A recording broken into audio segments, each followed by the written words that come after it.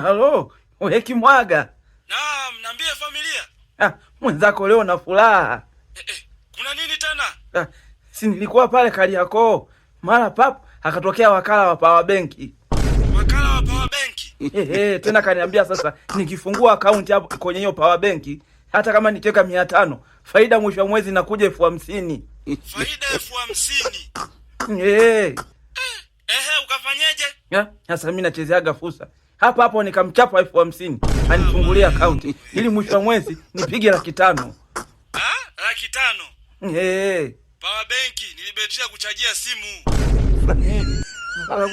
Kuchajia simu? Wewe umeshapigwa. Ulijua benki hela au? Mama yangu Shida ulikurupuka, ungeniambia mimi ningekupeleka CIDB, ungekufungulia account. Tena kuna hiyo inaitwa sim banking. Benki kimpango wako rafiki yangu.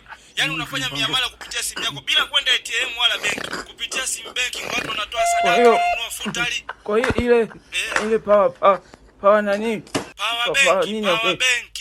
Hiyo. Hilo la kuchajia simu umeshapigwa. Mpaka naishiwa power.